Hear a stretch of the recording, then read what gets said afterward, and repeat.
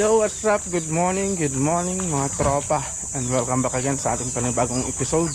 So sa vlog pala na to dahil umaga na, magpapakain na tayo ng mga nokis natin. Alright, so yun. So sa mga malalaking manok pala natin mga tropa, ang pinapakain natin is yung ito. So Galimax 3. Tapos sa mga broodcock pala natin, ito, ayan o, Pinarton. Yan. Tapos sa mga anong tawag din? Sa mga stag natin, ito, Floor Plus stag developer. So yun yung mga binibigay natin sa mga manok natin. Tapos chicks booster, tapos yung isa 1 to 4 na stag developer. Ito siguro mga tropa yung ating day 4 and day 5, dahil kahapon hindi tayo nakapag vlog gawa nga nung may nilakad kasi kami ni Miches. Pero ang binigay lang kasi natin sa mga chikiting natin sa mga sisiw is tubig lang. Pero sa ngayon magbibigay na naman tayo ng vitamins, pero mamayang hapon na tayo magbibigay, mamayang hapon. So tubig lang muna. So yun yung gagawin natin. Tapos papakita ko sa inyo mga tropa yung isang ginawa ko, kasi yung ibang stag natin is medyo malalaki na at medyo lumalaban na. Sineparate na natin.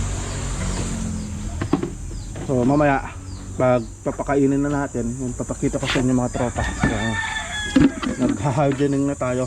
So step by step ng pag-aalaga ng mga manok, ipapakita natin sa inyo mga tropa. So yung ating Galimax 3. So yun yung gamit ko, Galimax 3. Pati sa mga astralop natin is minsan nagpapakain na rin ako ng feeds. Gawa nga nung wala pa kasi tayo makuha na mga repolyo dun sa may palengke. Pero pag may repolyo ganyan, yun ang kinukuha natin na pinapakain sa mga to. Kasi organic kasi yung gusto ng mga tropa, mga gulay-gulay, lalo na yung malunggay. Pero ito na muna kasi wala pa tayong makuha. Baka bukas pa tayo makakakuha ng mga gulay-gulay mga tropa. Ang dami na nila.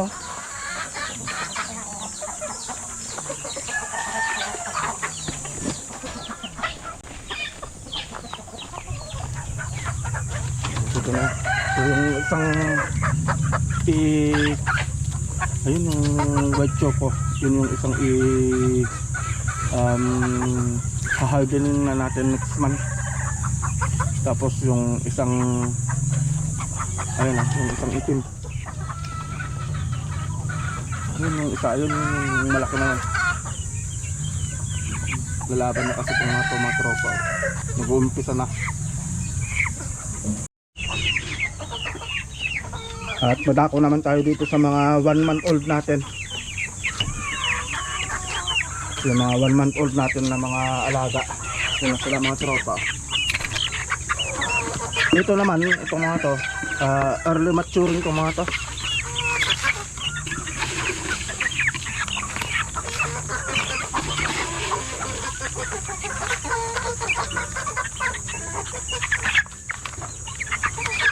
Grabe oh. Bulto-bulto yung katawan mga tropa. Ang lapad ng likod oh.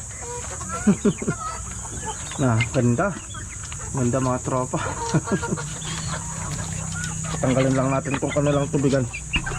Papalitan na natin ito. Kasi every morning nagpapalit tayo ng tubig nila.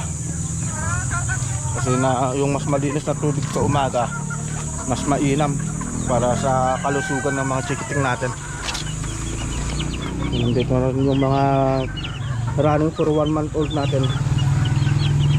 So ito pala yung bumanat sa natin mga tropa, yung gray na yan.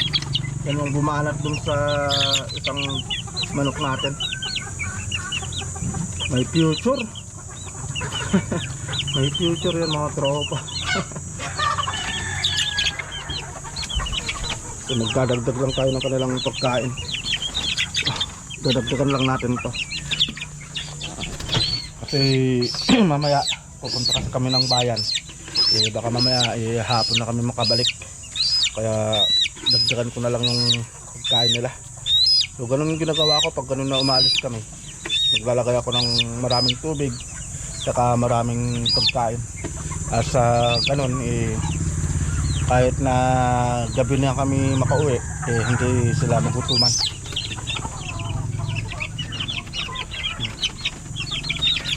Ay, mga tropa. Tatanggalin na rin natin itong tubigan nila. Palitan natin.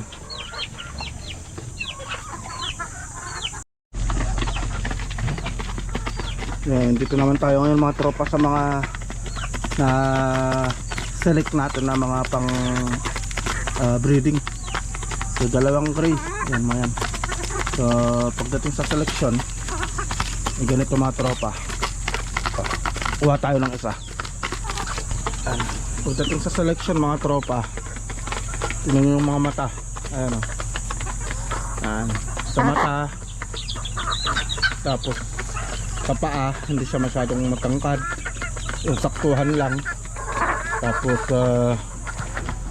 maganda yung pangangatawan, maganda yung bulto, yung buto. Ayan. Katulad nun mga tropa. So itong mga to, ilalabas natin sila sa sakto sa July. So July na natin sila i-prepare para sa breeding. Kasi gagawin natin, pa-priming muna natin to kasama ng mga broodcock bago natin sila isalang sa kulungan. Pero may gagawin tayo. So sa kanya na malalaman yun. Kasi step by step natin gagawin yan mga tropa. Kasi minsan pag ganitong bagong kasto pa lang tomato, so virgin pa kasi tomato lahat, baka mamaya matapot sila sa mga broodcock. Kaya may gagawin tayo step by step. Papakita natin sa inyo.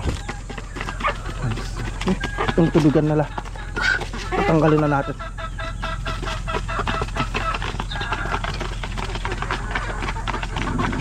Ito naman yung ating isang gray.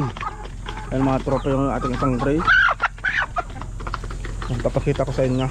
Ayan mga tropa. Mata. Labas yung mata. Saktuhan ng sukat. Maganda yung bulto ng katawan. Riko. Maganda yung bulto ng katawan. Tapos maganda yung pag hinaplos mo siya, maganda yung buto ng mga manok. Ayan. Ayan. So isa itong regular gray. Ayan mga tropa.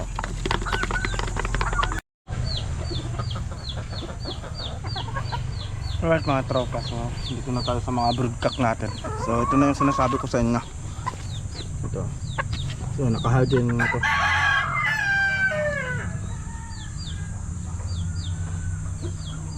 Bali i-harden na natin bago natin siya i-cold mga tropa, no?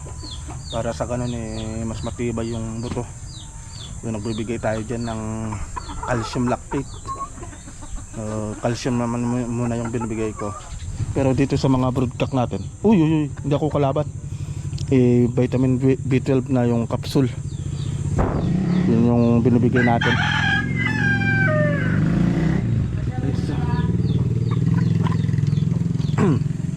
Ito pala yung binibigay natin dito, yung anong tawag dito, yung 4 plus. Ito.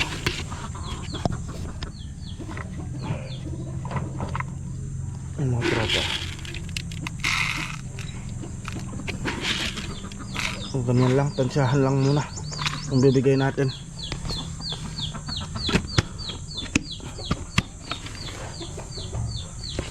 Ito naman yung sa mga broodcock natin mga tropa. So, maintenance. O, yan Arton. Ano siya? Uy!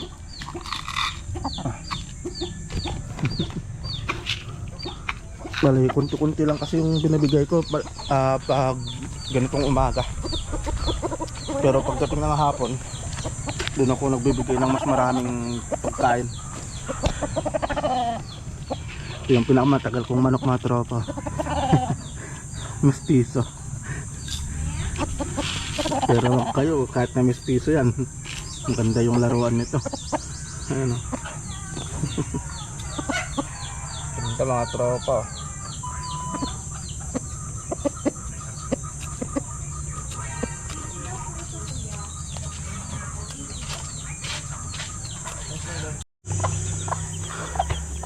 At ito na rin pala yung ating mga chikiting.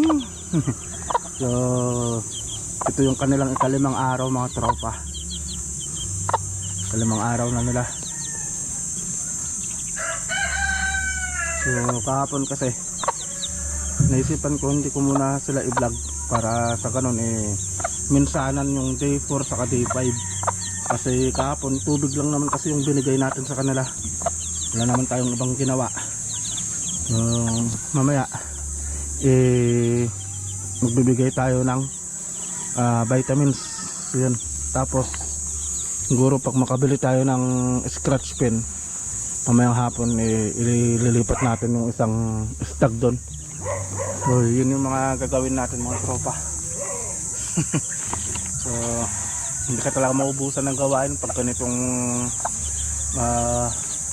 may alaga kang mga manok. Bali, nabigyan ko na pala to ng mga pagkain kanina, pero lalagyan pa rin natin kasi may papunta pala kasi kami ng bayan mga tropa. So ito chicks booster. Bali sakto. Papunta tayo ng bayan sakaling makabili tayo ng scratch pin. Dadagdag lang tayo ng pagkain nila. Okay. Magbibigay lang din tayo ng tubig na muna. Uhaw na sila mga tropa.